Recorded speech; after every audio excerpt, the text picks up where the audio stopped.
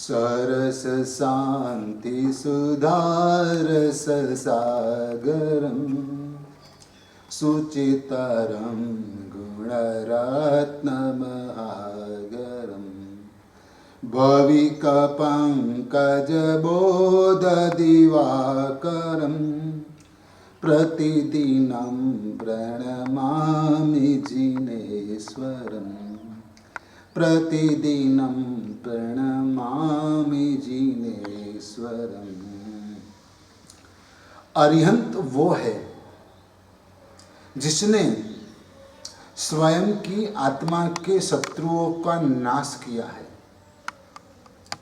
ये शत्रु कोई बाहरी दुनिया के शत्रु नहीं है, लेकिन अपने स्वयं में रहे हुए काम, क्रोध, मद, मान, माया, लोभ आदि जो शत्रु है, वह शत्रुओं का उन्होंने नाश किया है। अरिहंत तो वो है कि जिसको इस संसार में फिर से कभी भी अवतार लेना नहीं होता है। अरिहंत वो है कि जिसको तीनों जगत के जीव पूजते हैं, मानते हैं। नागलोक के देव भी मानते हैं, मनुष्य लोक के राजा महाराजा वगैरह भी उनके सेवक होते हैं, और देवलोक के इंद्र भी उनके सेवक होते हैं।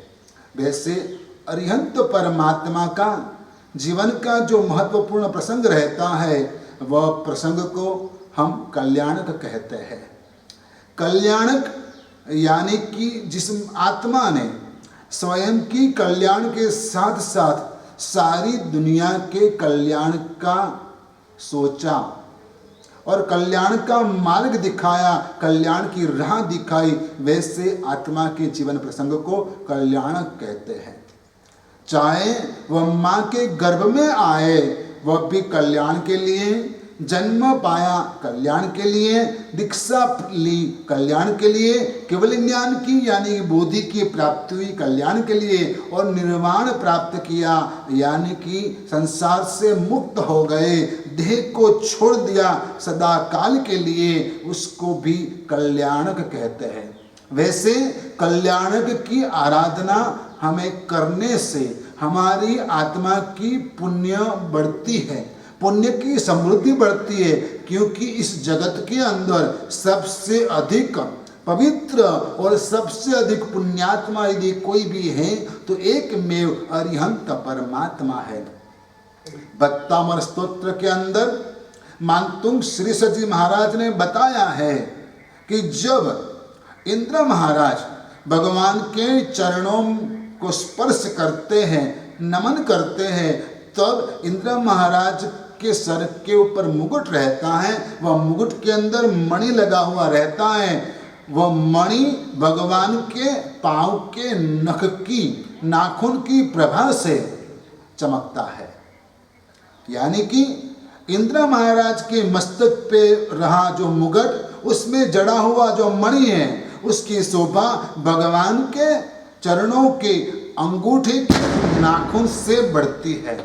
यानी कि इंद्र महाराज पुण्याई की पराकाष्ठा है, तो अरिहंत परमात्मा पवित्रता की पराकाष्ठा है और पुण्याई की भी पराकाष्ठा है। वैसे अरिहंत परमात्मा के कल्याणकों की आराधना करने से हमारा पुण्य बढ़ता है। जो हमसे आगे हैं उसको हम फॉलो करते तो हम उसके लिए हमारा मार्ग प्रशस्त कर देते हैं, और हमारा मार्ग प्रशस्त हो जाता है। आगे बढ़ने वाले से हमें फॉलो करना चाहिए। आध्यात्मिक क्षेत्र में सबसे आगे यदि कोई भी है तो एकमेव अरिहंत परमात्मा है, इसलिए उनके कल्याणकों की आराधना करनी चाहिए। स्नात्र पूजा के दौरान च्यवन कल्याणक और जन्म कल्याणक की आराधना होती है। उसमें च्यवन का वर्णन आता है, माता के गर्भ में आने का वर्णन आता है, और साथ ही भगवान का जन्मोत्सव का वर्णन आता है। स्नात्र पूजा यानी कि 2 कल्याणक की आराधना है। लेकिन बहुत अच्छी बात हमें समझनी चाहिए कि कल्याणकों की आराधना करने से, कल्याणकों की आराधना करने से हमारे कर्मबंध के जो भी कारण है वह नष्ट हो जाते हैं। हमारी आत्मा यानी कि प्रत्येक आत्मा मिथ्यात्व, अविरति, प्रमाद, कसाय और योग की वजह से कर्मबंध करती है। च्यवन कल्याणक की आराधना करने से मिथ्यात्व चला जाता है। यानी कि यदि कोई आत्मा मिथ्यात्व में यानी कि सच को झूठ, झूठ को सच मानने वाला रहता है, वैसे मिथ्यात्व वाले आत्मा को च्यवन कल्याण की आराधना करने से मिथ्यात्व चला जाता है। भगवान गर्भ में रहते हैं तब अशुचि तो गर्भ में होती है आपके लिए, लेकिन भगवान के लिए अशुचि नहीं होती। फिर भी हमारी आत्मा के लिए मिथ्यात्व अशुचि है और अशुचि दूर हो जाती है भगवान के च्यवन कल्याण की आराधना से। जन्म कल्याण की आराधना से अविरति का दोष चला जाता है। अविरति का कारण हमारा चला जाता है भगवान का जन्म कल्याणक जो है उसकी आराधना करने से। क्योंकि जब भगवान का जन्म होता है, जन्म से ही भगवान वृत्ति के इच्छुक होते हैं, यानी कि संयम पाने की इच्छा रखने वाले होते हैं, संसार को छोड़ने की इच्छा रखने वाले होते हैं। इसलिए च्यवन कल्याणक से मिथ्यात्व चला जाता है, जन्म कल्याणक से अविरति चली जाती है और दीक्षा कल्याणक से प्रमाद चला जाता है। क्योंकि परमात्मा दीक्षा के बाद, संयम ग्रहण के बाद अप्रमत्त रहकर अपनी आत्म साधना करते रहते हैं। और केवल ज्ञान तभी प्राप्त होता है जब कसाय चले जाते हैं। केवल ज्ञान कल्याण की आराधना से हमारे कसाय कम हो जाते हैं, चले जाते हैं। और निर्वाण कल्याण की आराधना करने से, निर्वाण कल्याण की आराधना करने से योग मन, वचन और काया के योग चले जाते हैं। इसलिए हमें पांचों कल्याण की अलग अलग रूप से आराधना करनी चाहिए। हमें यदि मोक्ष में जाना है और मोक्ष प्राप्ति के लिए हमें उसके उपयुक्त साधन की प्राप्ति करनी है, अनुकूलता प्राप्त करनी है, देश काल क्षेत्र की प्राप्ति करनी है, तो वैसा पुण्य चाहिए। मोक्ष प्राप्ति के लिए संयम आराधना आवश्यक है और संयम आराधना करने के लिए जो अनुकूलताएं चाहिए, यानी कि शारीरिक अनुकूलता, मानसिक अनुकूलता, शरीर बल, मनोबल, संज्ञान और संस्थान जो चाहिए वह प्राप्त करने के लिए हमें पुण्य चाहिए। भगवान महावीर ने जो साधना की वह उपसर्ग जो झेले, वो उपसर्ग झेलने के लिए जो उसका शरीर बल था, उसका संज्ञान और संस्थान था और मनोबल था, वो अतुलनीय था, इसलिए वो झेल पाए थे। जबकि हमारा संज्ञान और संस्थान, मनोबल बहुत ही कमजोर है, इसलिए हम थोड़ी सी बात में रोने लग जाते हैं, डर जाते हैं, भागते हैं कष्टों से। भगवान महावीर कष्टों से नहीं भागे। तो वैसा संज्ञान, संस्थान, मनोबल आदि प्राप्त करने के लिए पुण्य चाहिए, पुण्यानुबंधी पुण्य चाहिए। और वैसा पुण्य प्राप्त करने के लिए भगवान तीर्थंकर परमात्मा की आराधना करनी चाहिए, उनके कल्याणकों की आराधना करनी चाहिए। तो हम करते हैं स्नात्र पूजा के दौरान भगवान के च्यवन और जन्म कल्याण की आराधना करते हैं।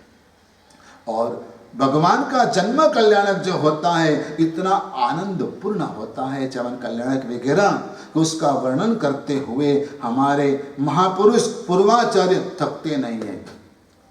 जबकि चौमासी चौदस, कोई भी चौदस के दिन पक्षी प्रतिक्रमण करते हैं, उसमें थॉय बोलते हैं स्नातस्या की।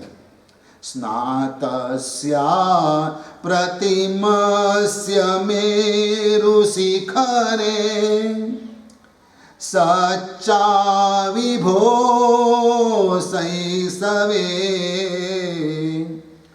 रूपालोकन विस्मया ऋतरस भ्रांत्या ब्रह्मचक्षुषा उन्मृष्टं नयना प्रभाधवलितं क्षीरोदका संकया वक्त्रं यस्य पुनः पुनः सजयति श्रीवर्धमानो जिन श्रीवीतरागो जिन। स्नात्र पूजा यानी कि भगवान का जन्माभिषेक हुआ। जब भगवान का जन्माभिषेक होता है, वह जन्माभिषेक अवश्यमेव मेरु पर्वत के ऊपर होता है। भगवान के बाकी सभी कल्याणक XYZ भूमि पर होता है, जहां उनकी जन्मभूमि रहती है, जहां दीक्षा भूमि रहती है, जहां कैवल्य भूमि रहती है, जहां निर्वाण भूमि रहती है, वहां वो तीर्थंकर परमात्मा के कल्याणक होते रहते हैं। लेकिन सभी तीर्थंकर परमात्मा के कल्याणक जन्माभिषेक एक मेरु पर्वत के ऊपर ही होता है। बाकी के कल्याण अलग अलग जगह होता है, लेकिन जन्म कल्याण की जो अभिषेक की प्रक्रिया है, जो अनुष्ठान है, वो मेरु पर्वत पर ही होता है। वह परमात्मा को लेकर जब इंद्र महाराज अभिषेक करते हैं और उस वक्त अभिषेक समाप्त होने के बाद इंद्राणी भगवान के मुख को पोंछती है। लेकिन जब भगवान की देह लालित्य, भगवान का रूप, उसका तेज इतना था कि इंद्राणी बार बार भगवान को पोंछ रही थी। क्यों? उनको ऐसा लगता था कि अभी भी कुछ पानी बाकी रह गया। संभ्रम से वक्त्रम यस्य पुनः पुनः सजायति, बार बार धवलितम क्षीरोदका समकया, अभी भी कुछ क्षीरोदधि का जल रह गया है, क्षीर समुद्र का पानी अभी भी रह गया है। इतना तेज था भगवान के मुख के ऊपर, ताकि इतना मुख चमकता था तो इंद्राणी को ऐसा लगता था कि अभी भी कुछ पूछना बाकी रह गया है, पानी कुछ बच गया है, इसलिए बार बार पूछती थी। एक कल्पना करो आप कि कैसा दृश्य होगा कि जब इंद्र महाराज भगवान को गोद में लेकर बैठे हैं और इंद्राणी प्रभु जी को पूछ रही है, और दूर से देखती है, वापस पास में आती है और वापस भगवान के शरीर को पूछती है। स्नात्र पूजा की महानता है। जब जब आप कोई भी जैन मंदिर में जाते हो, सुबह 7 से 8 बजे के बीच में, तो कहीं ना कहीं यह शब्द आपको सुनाई देते हैं स्नात्र पूजा के। सरस शांति सुधारस सागरम सुचितरम गुण रत्न महागरम भविक पंकज बोध दिवाकरम प्रतिदिनम प्रणमामि जिनेश्वरम। यह प्रारंभ का सबसे पहला श्लोक, सबसे पहली पंक्ति, और बाकी की पंक्तियां आपको मुंह जबान हो गई है। जब भी जाओ लोग 5-10 लोग बोलते हैं, आप जाते हो तो आप भी जुड़ जाते हो। वैसी उसकी अद्भुत रचना है। यह रचना वीर विजय जी महाराज ने की है, जिनकी कायमी स्मृति आज भी अहमदाबाद के अंदर है। उसका फोटो भी है, उसकी प्रतिमा भी है, और उस उपाश्रय को वीर का उपाश्रय आज भी बोला जाता है, पहचाना जाता है वीर के उपाश्रय के नाम से। वैसे वीर विजय जी महाराज ने स्नात्र पूजा अद्भुत रूप से बनाई है, अद्भुत काव्य शक्ति से बनाई है। और एक बात आपसे कहना चाहूंगा कि सिर्फ एक स्नात्र पूजा नहीं है, अनेक स्नात्र पूजा आज भी जैन समाज में उपलब्ध है और प्रचलित भी है।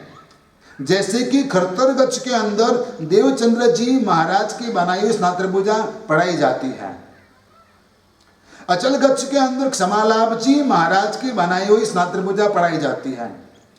और इसके अलावा ज्ञान विमलेश्वरी महाराज, रूप विजय जी महाराज, पद्म विजय जी महाराज, देवपाल जी, दिग्विजय जी वगैरह की स्नात्र पूजा भी आज भी उपलब्ध है। कोई स्नात्र पूजा संस्कृत में, कोई स्नात्र पूजा प्राकृत में, और कोई गुजराती में भी है। वैसी अनेक स्नात्र पूजा उपलब्ध है, लेकिन सबसे प्राचीन प्राकृत में भी है, और उसका अनुकरण करके महात्माओं ने गुजराती में भी रचना की है। और वैसी स्नात्र पूजा हमारे श्री संघ के लिए कल्याणकारी रहती है। और इसलिए हर मंदिर के अंदर, हर सब जगह स्नात्र पूजा अवश्य में पढ़ाई जाती है। कोई भी महापूजन किया जाता है तो महापूजन से पहले स्नात्र पूजा अवश्य होती है। चाहे कितना भी बड़ा महापूजन हो, चाहे कोई भी अंजन चला का विधान हो, कुछ भी हो, लेकिन सबसे पहले स्नात्र पूजा अति आवश्यक है। इतना मंगल स्वरूप स्नात्र पूजा का है और इसलिए भगवान के ये जन्म कल्याण के अवसर के अनुसार यह हम इसका अनुसरण करते हैं। इंद्र महाराज ने भगवान को लेकर मेरू पर्वत के लिए जाने का सोचा, उनका कर्तव्य था, उनका आचार था, इसलिए गए और वहां 64 इंद्र एकत्रित हुए और 64 इंद्रों ने भगवान का जन्माभिषेक किया। लेकिन हम तो यहां हैं, हम सिर्फ इसका अनुसरण करते हैं। महाजनो येन गतो सपंथा, यानी कि महापुरुषों ने जो अच्छा कार्य किया है उसका अनुसरण करना चाहिए, उसका अनुसरण करना चाहिए। अनुसरण करने में भी हमारी प्रगति होती है, हमारी उन्नति होती है। देव लोगों की मर्यादा है, देव जन्म की मर्यादा है। इंद्र महाराज ने जो किया उसका हम अनुसरण करते हैं, लेकिन याद रखना कि कभी असल से नकल ज्यादा अच्छी भी होती है। हर वक्त ऐसा नहीं होता, नकल बेकार होती है, लेकिन कभी असल से भी नकल ज्यादा बेहतर होती है। इसलिए आप जो भाव से स्नात्र पूजा पढ़ाएंगे तो आपको इसका बहुत बड़ा लाभ होगा, क्योंकि इंद्र महाराज देव लोग कितनी भी भक्ति करे तो चौथे गुण स्थानक से आगे नहीं बढ़ पाएंगे। चौथा गुण स्थानक यानी कि सम्यक्त्व, उससे आगे कोई भी देव लोग नहीं जा सकते। लेकिन मनुष्य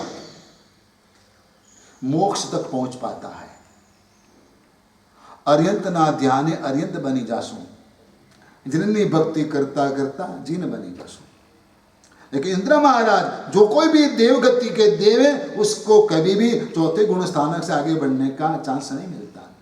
लेकिन मनुष्य होता है तो उसको यह माध्यम से, परमात्मा की स्नात्र पूजा के माध्यम से धर्म आराधना में प्रीति प्राप्त होती है। और याद रखिएगा कि जब स्नात्र पूजा करते हैं तो स्नात्र पूजा के अंदर जो प्रतिमा भगवान की रहती है वह प्रतिमा अर्यंत की प्रतिमा होनी चाहिए, यानी कि परिकर युक्त प्रतिमा होनी चाहिए। जिस प्रतिमा के इर्द गिर्द आसपास में परिकर नहीं रहता है, बैकग्राउंड नहीं रहता है, वह सिद्ध की प्रतिमा बोली जाती है, भगवान की सिद्ध अवस्था की प्रतिमा बोली जाती है। जब परिकर होता है तो अर्यंत परमात्मा की प्रतिमा होती है और हम स्नात्र पूजा जो करते हैं वो अर्यंत परमात्मा की स्नात्र पूजा करते हैं। इसलिए अर्यंत की प्रतिमा होना अति आवश्यक है। भगवान की पूजा करने से इस स्नात्र पूजा के दौरान 3 पूजा महत्वपूर्ण होती है। सर्वप्रथम जल पूजा, दूसरी चंदन पूजा और तीसरी पुष्प पूजा। 3 पूजा इस स्नात्र पूजा में मुख्यत्वे होती है। पूजा करने से मन शांत होता है, पूजा करने से मन शांत होता है, मन प्रसन्न होता है। मैं युवाओं को कहता हूं, आज भले आप मंदिर नहीं जाओ, लेकिन कल आपको अवश्य जाना पड़ेगा। और आज पसंद नहीं आता है, कुछ आपको पसंद नहीं है, तो भी मंदिर जाना चाहिए आपको। यदि आज आप धर्म के स्थान पर नहीं जाओगे तो कल जब समय होगा, मौका आएगा, तब आपको जाने में ऐतराज होगा, आप कतराओगे। इसलिए आज से जाने की आदत डालो। यदि मंदिर में जाते हो, भगवान के दर्शन करते हो, जो कुछ भी आता है वो करो, नहीं आता तो मत करो, लेकिन कुछ भी जाके मंदिर में खड़े रहो, हाथ जोड़ो, वापस निकल जाओ, लेकिन जाने की आदत डालो।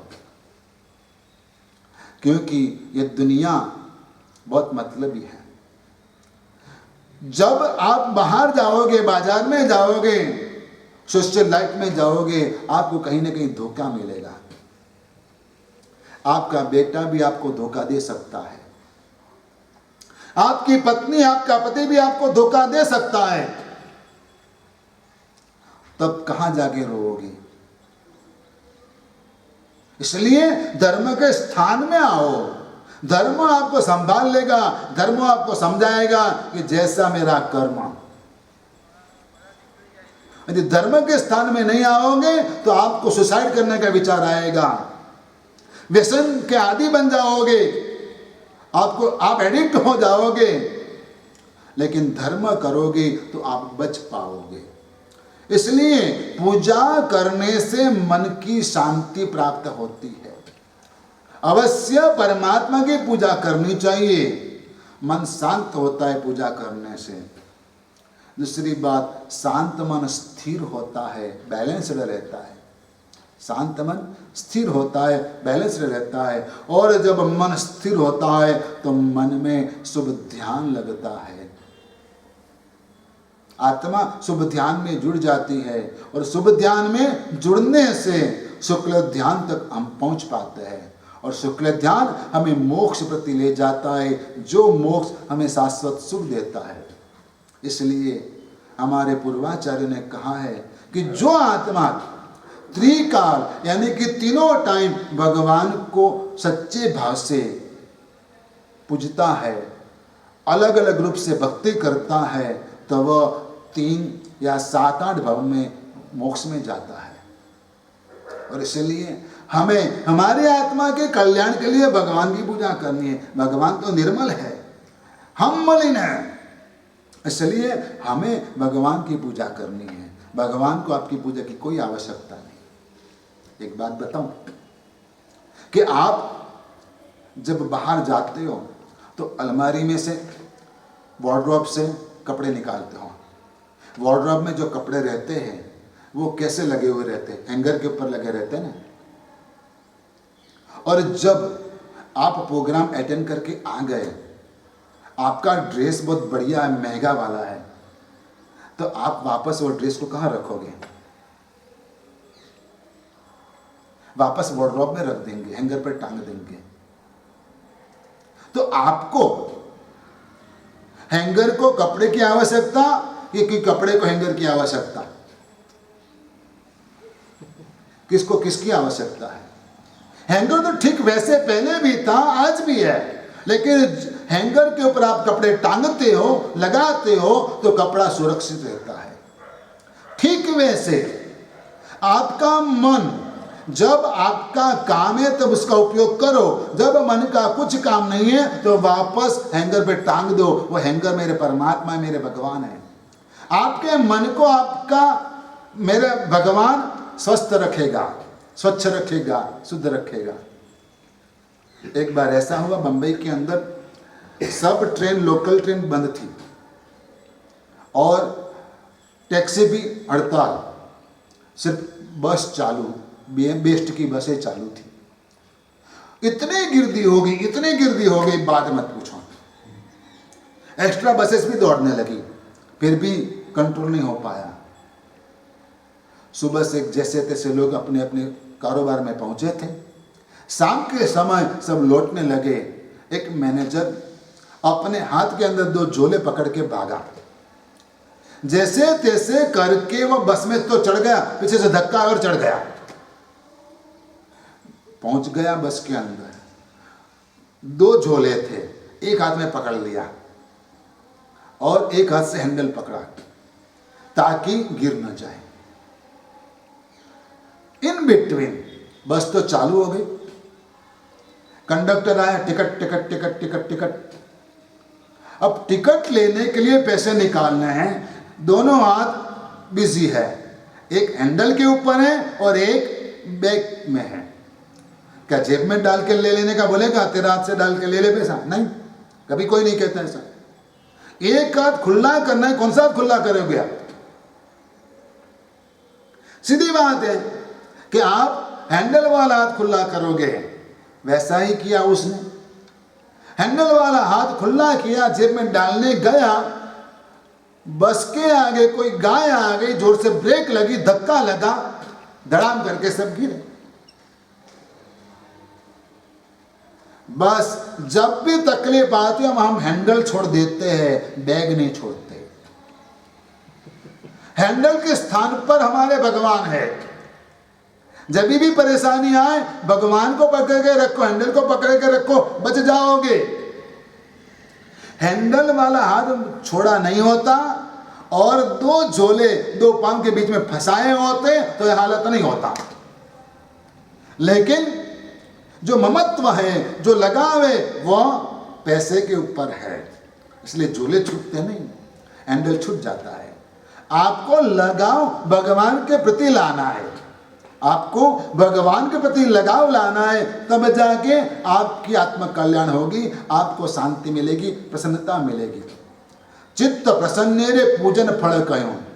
आनंद जी महाराज ने बोला है, उनके स्तवन में बोला, चित्त प्रसन्नेरे पूजन फल कयो, पूजा खंडित रे। परमात्मा की पूजा का फल क्या है? मोक्ष में जाने की बात बहुत दूर है, वो तो बहुत वायदे की बात है, सद्गति प्राप्त होना वो भी दूर की बात है, लेकिन अभी का क्या? इसलिए मैं कहता हूं सद्गति पाने की जल्दी मत करना, जो गति में हो उसको ही अभी सद्गति बना लो पहले, बाद में अगले जन्म को सद्गति बनाने का प्रयास करना। इसी जन्म को सद्गति यदि बनाना है तो भगवान से जुड़ना होगा, धर्म आराधना करनी होगी। जब तक वर्तमान में धर्म नहीं करोगे तो बाद में करेंगे तो भूल जाओ, कभी होना नहीं है, नहीं होगा। अभी करना चाहिए, आज से ही करना चाहिए, कभी भी धर्म छोड़ना नहीं चाहिए, हैंडल कभी भी नहीं छोड़ना चाहिए। हैंगर के ऊपर कपड़े टांगे रखने चाहिए, रखा के रखने चाहिए, जबकि खराब ना हो। जहां तक कोने में डाल दोगे तो कपड़े खराब हो जाएंगे, क्रीज खत्म हो जाएगी, वापस धुलाने पड़ेंगे, वापस प्रेस करना पड़ेगा, परेशानी होगी। कभी कभार करना पड़ता है, लेकिन बार बार करना किसी को भी परवड़ता नहीं है। इसलिए भगवान की भक्ति से जुड़े रहिए, भगवान से जुड़े रहिए। इंद्र महाराज जब अभिषेक करते हैं, सात्र पूजा हो जाती है, जन्माभिषेक हो जाता है मेरु पर्वत के ऊपर, तब बाकी के इंद्र जो है न करने वाले अभिषेक करते, बाकी के खड़े भी रहते हैं और ताली बजाते, कोई खुश होते, प्रसन्न होते हैं। उस वक्त कोई भी देव को अपना स्वर्ग याद नहीं आता। 64 इंद्र आते भगवान के अभिषेक के लिए, करोड़ों देवी देवता आते हैं, लेकिन किसी को भी ऐसा नहीं होता बहुत देर होगी, कोई घड़ी नहीं देखता। लेकिन लोग तो मंदिर जाते तो भी घड़ी लेकर जाते। एक जगह तो मैंने देखा था, श्री संघ में मैंने बोला कि ये क्या किया, भगवान के गर्भगृह में घड़ी लगा रखी थी। या भगवान को घड़ी की आवश्यकता है? मंदिर में घड़ी की जरूरत क्या है? जब आपको भक्ति करनी है। दो पूजा हमारी बहनें गाती हैं और बाद में गीत आ जाता है, गान तमारा गाता गाता हमें समय नु भान भूलिया। अब ये तो तू देर से तो आई है, लेट आई है, जाने का टाइम होगा तो भी जल्दी से भाग जाएगी, लेकिन फिर भी हमें समय नु भान भूलिया। ये कैसी बात है?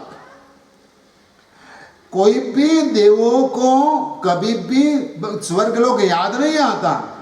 ये साम अभिषेक कर्म कृत्वा मत्ता हर्ष बरा सुखम सुरेंद्र तुणमपि गणयंति नैव नाकम प्रातः संतु शिवाय ते जिनेन्द्रा।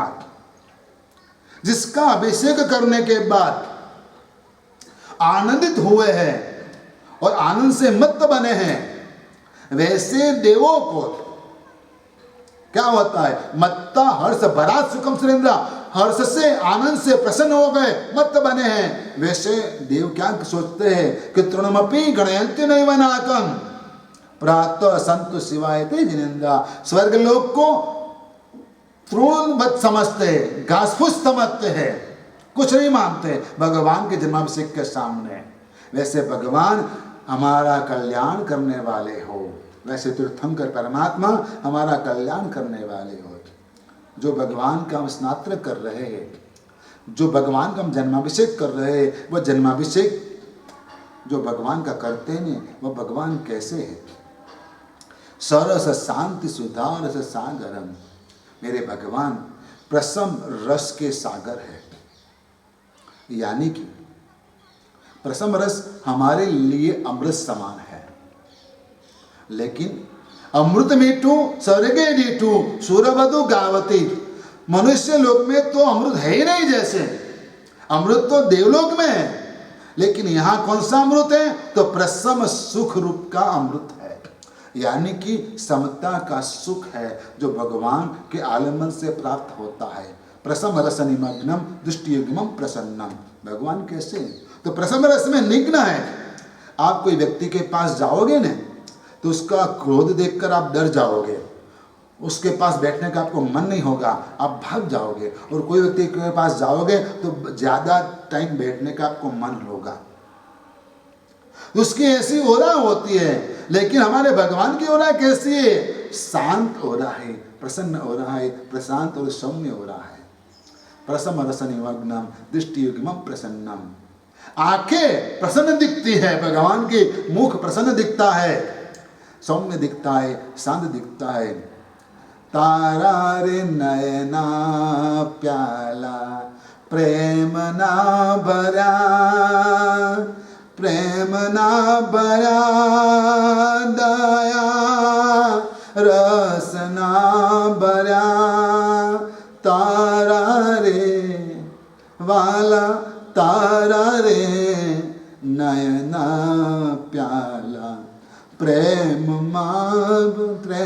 ना भरा। भगवान की आंखें प्रेम, करुणा और माध्यस्थ भाव से भरी हुई है।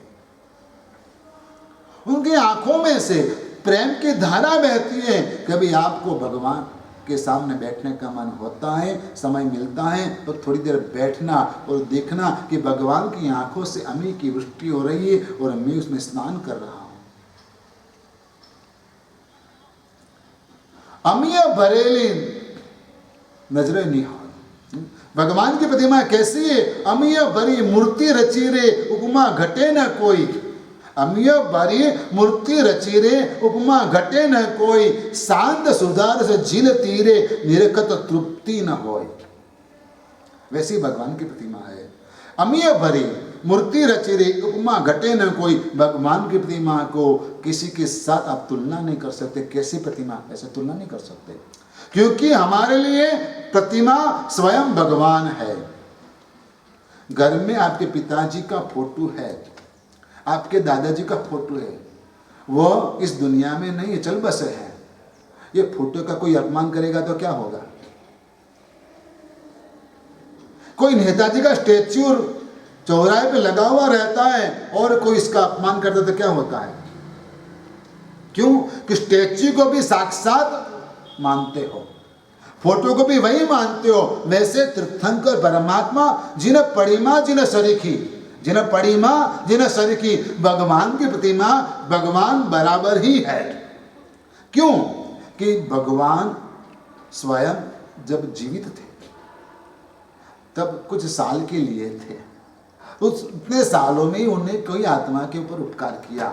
लेकिन प्रतिमा तो कितने सालों से है, प्रतिमा कितने सालों से। तो एक अपेक्षा से भाव तीर्थंकर, द्रव्य तीर्थंकर जो उपकार करते, इससे ज्यादा आकृति स्वरूप तीर्थंकर उपकार ज्यादा करते। अपेक्षा से देखो, महावीर भगवान का आयु कितना था? 72 साल का। अच्छा, केवल ज्ञान की प्राप्ति कब हुई? 42 साल पे, और 72 साल की आयु थी। तो कितना साल रहे केवली अवस्था में? 30। तो इतने साल में उपकार कितने लोगों के ऊपर किया?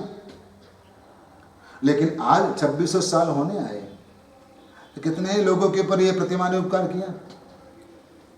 तो स्वयं भगवान ने ज्यादा उपकार किया कि भगवान की प्रतिमा ने ज्यादा उपकार किया? एक एंगल से देखना है।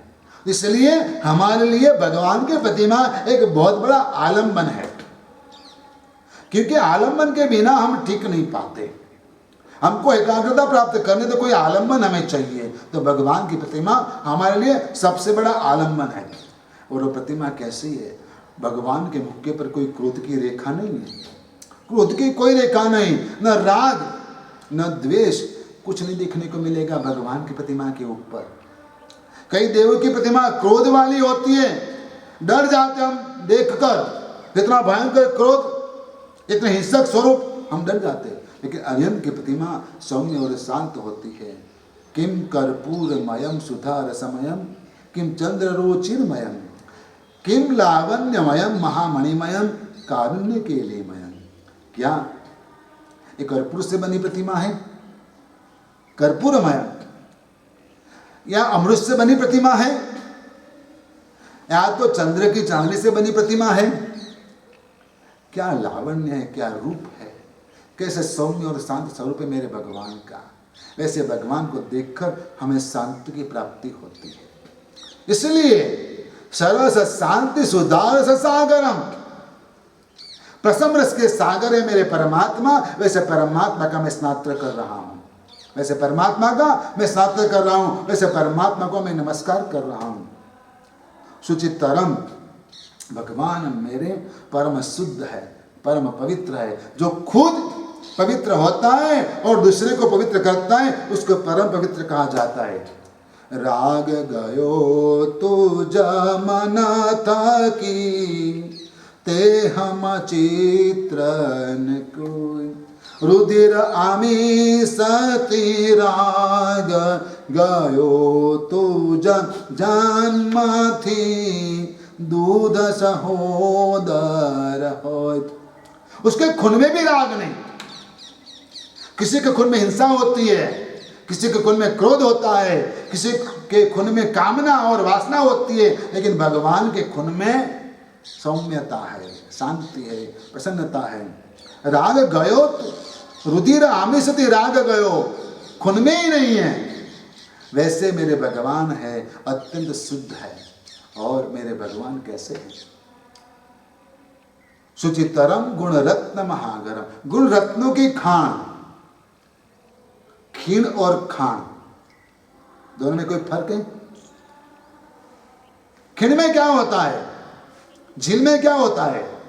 झील में कुछ ग्रीनरी होती है, पानी बहता है, लेकिन उसमें कोई गिरता है तो क्या होता है? कोई जाता है तो क्या मिलता है? कुछ नहीं मिलता। लेकिन खदान में जाओगे तो क्या मिलेगा? रत्न मिलेगा, सोना मिलेगा, हीरा मिलेगा, कुछ भी मिलेगा।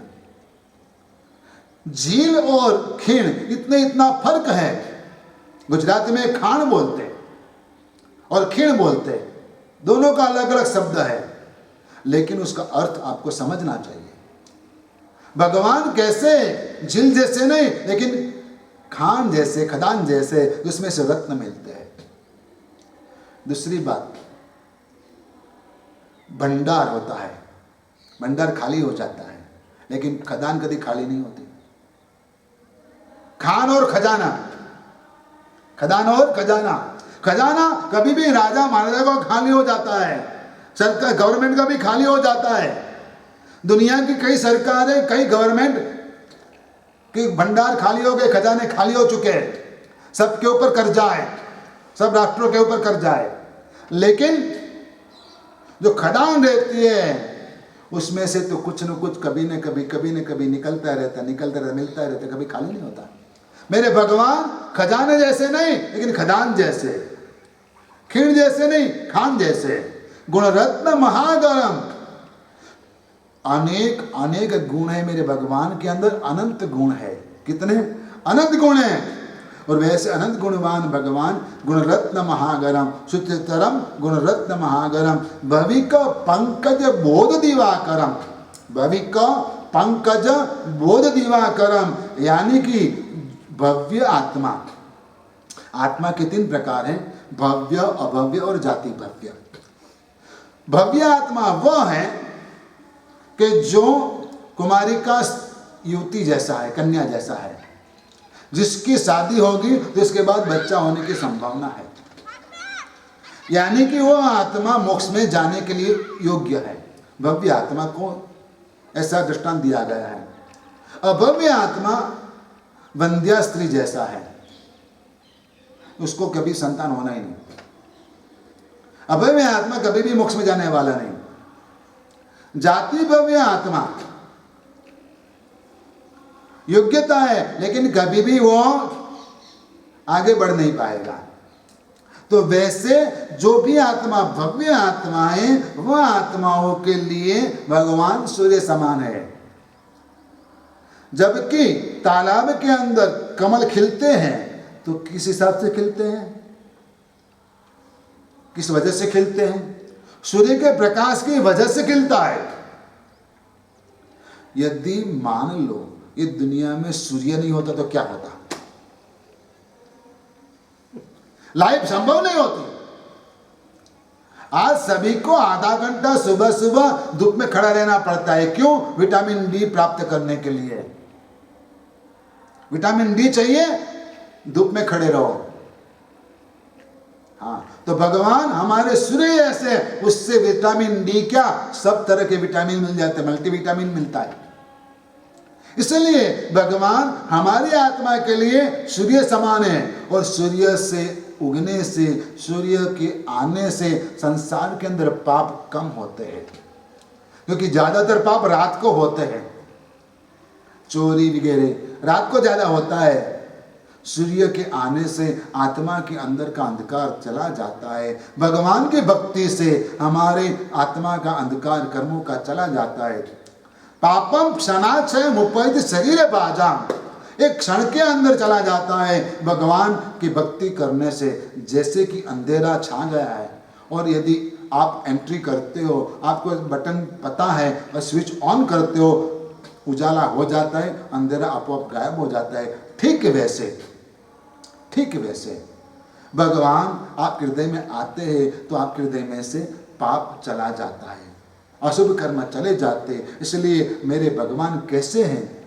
द भविक पंकज बोध दिवाकरम, भविक पंकज बोध दिवाकरम।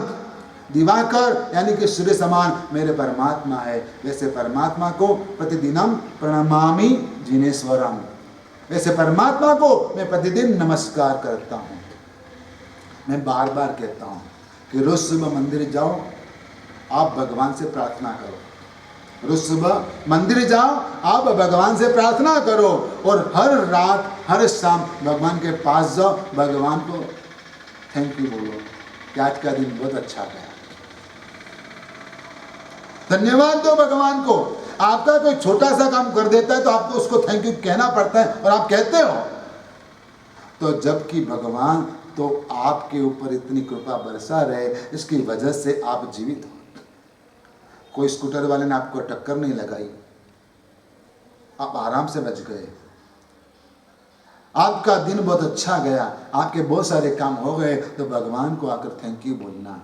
प्रतिदिनम प्रणमामि जिनेश्वरम, सम्यक रूप से अच्छे ढंग से भगवान को नमस्कार करना। सम्यक प्रणम्य।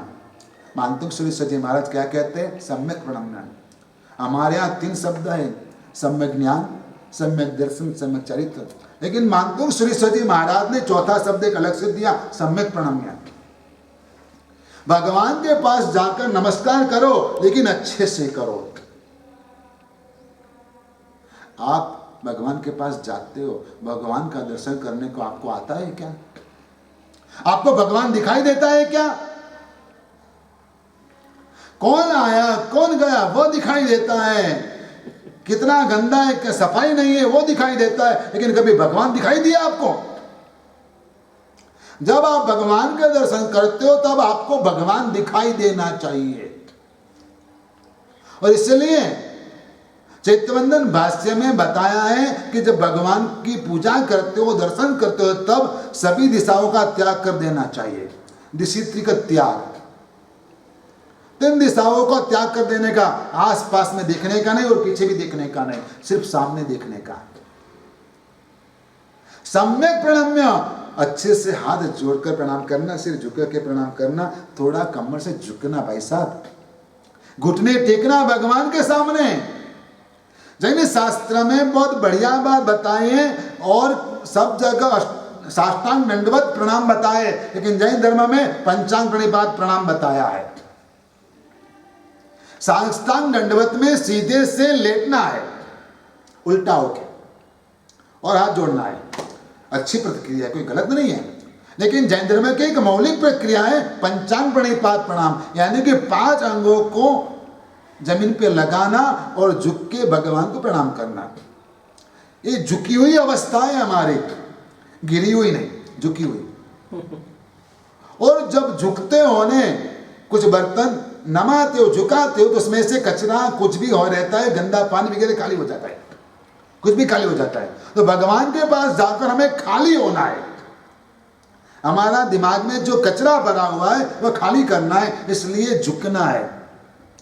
2 घुटने, 2 हाथ और मस्तक झुकाओ, जमीन पे लगा दो और पंचांग प्रणिपात करो। सम्यक प्रणम्य।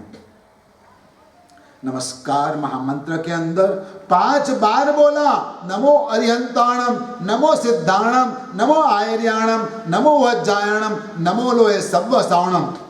समझदार को एक ही बार बोलना पड़ता है, लेकिन आपको 5-5 बार बोला। समझ जाना चाहिए, जो झुकता है वही आगे बढ़ता है। झुकता वही है जिसमें कुछ जान है, और कड़पन तो खास मुर्दे की पहचान है।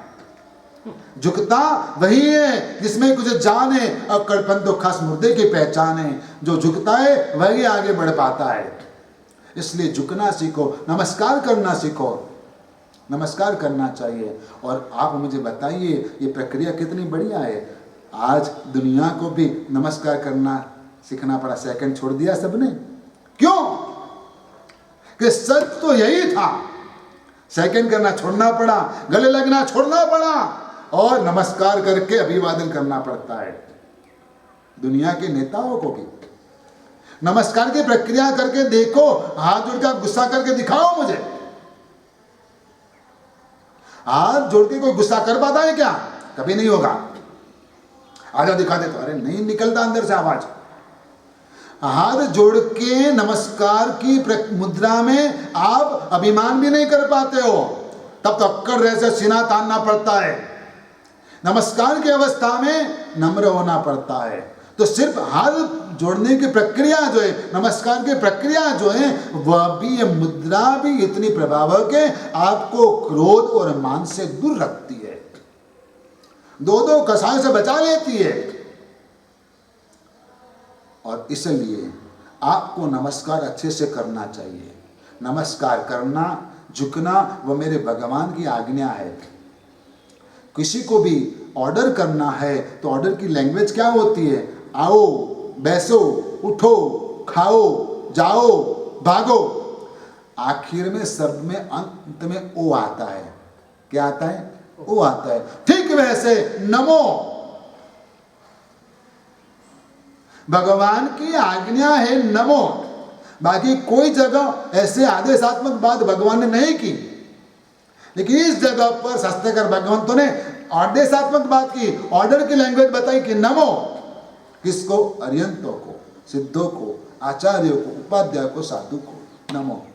भगवान की आज्ञा है, शास्त्रों की आज्ञा है, पंच परमेष्ठी भगवंत की आज्ञा है कि आप नमो। नमो जब नमस्कार करोगे ने तभी आप आगे बढ़ोगे, नहीं तो नहीं बढ़ पाओगे। इसलिए नमन करना अति आवश्यक है। नमन का मतलब क्या है? आखिर जाके हमें न मन होना है। क्या करना है? न मन होना है, यानी कि हमारे मन को भी मिटा देना है, हमारी इच्छाओं को खत्म कर देना है। वैसा हो जाना चाहिए कि मन में कोई इच्छा ही न रहे, इच्छा शांत हो जाए, प्रशांत हो जाए। आपके दादाजी को चॉकलेट खाने की इच्छा होती क्या? और आपके पोते को? उनकी इच्छाएं समाप्त हो गई, बस ठीक है, ओके, बहुत खाया, अभी नहीं चाहिए, नहीं खाते। कभी कभार खा लेते, लेकिन इतना लगाव नहीं रहता। और बच्चों को छुपा के रखते हो ने चॉकलेट, तो भी वो चुरा के खा लेते। तो इच्छा शांत हो जाती है और नमन होता है। नमन करने से हमारा मन शांत होता है। वैसे परमात्मा को प्रतिदिनम प्रणमामि जिनेश्वरम, ऐसे भगवान को हमें नमस्कार करना चाहिए, रोज नमस्कार करना चाहिए। क्या करना चाहिए? इंद्र महाराज भी, 64 इंद्र भी भगवान के चरणों में झुकते हैं। क्या करते हैं? हाथ जोड़कर खड़े रह जाते हैं। जैन धर्म की एक स्पेशलिटी है, विशिष्टता है। क्या विशिष्टता है? कि जैन धर्म देव गति के देवों से भी मनुष्य को ज्यादा महत्व देता है, बढ़ावा देता है। देव का मोक्ष नहीं होता है, मनुष्य का मोक्ष होता है। देव त्याग नहीं कर सकते, तप नहीं कर सकते, मनुष्य तप और त्याग कर सकता है। और इसलिए मैं कभी कभार कहता हूं कि जो मनुष्य कोई नियम का पालन नहीं करता है, व्रत नियम का पालन नहीं करता है, वो मेरे लिए देव है, देव हो गया। मनुष्य ही नियम का पालन कर पाता है और कोई नहीं कर पाता। रहे तो आपसे, गए तो सके बाप से। अपने आप में रहकर आपको नियम का पालन करना है। रात्रि भोजन का त्याग करना, जमीन कर्म छोड़ना है, नवकार से करना है, अपक्ष आनंद का नहीं यूज करना है। अपने आप में रहकर ही नियम का पालन करना चाहिए। छोटे छोटे नियम आपको मजबूत बनाते हैं। छोटा सा नियम, दुनिया सारे नियम पर चलती है। यदि कोई नियम नहीं रहता है तो कुछ नहीं चलता। सबके घर के अपने अपने नियम होते हैं, सबकी सोसाइटी के नियम होते हैं, सब अपने अपनी बिल्डिंग के नियम रहते हैं, बाजार के नियम रहते हैं, समाज के नियम रहते हैं, राज्य के नियम रहते हैं, गवर्नमेंट के नियम रहते हैं, सेंट्रल गवर्नमेंट के नियम रहते हैं, और वर्ल्ड के पॉलिटिक्स में भी नियम रहते हैं। तो धर्म के नियम का पालन करने में क्या प्रॉब्लम? कोई क्लब में एंट्री पाना है तो भी उसके रूल्स रेगुलेशन का फॉलो करना पड़ता है। मेंबरशिप के लिए भी आपको फॉलो करना पड़ता है उसका रूल्स रेगुलेशन। कोई क्लब ऐसी रहती है वहां आप खुले पांव नंगे पांव नहीं जा सकते हो। तो इस साल के अंदर आपको धर्म के नियम का भी पालन करना चाहिए, क्योंकि आप मनुष्य हो, आप देव से बढ़कर हो। इसलिए आपको भगवान की भक्ति करनी है। तो इंद्रों महेंद्रों ने जो किया है उससे भी बढ़कर आपको करना है, उसका अनुसरण आपको करना है। इसलिए स्नात्र पूजा सब जगह, हर जिन मंदिर के अंदर प्रतिदिन पढ़ाई जाती है। तो हम आज करते हैं भगवान को प्रतिदिनम प्रणमामि जिनेश्वरम। नमस्कार नमस्कार नमस्कार।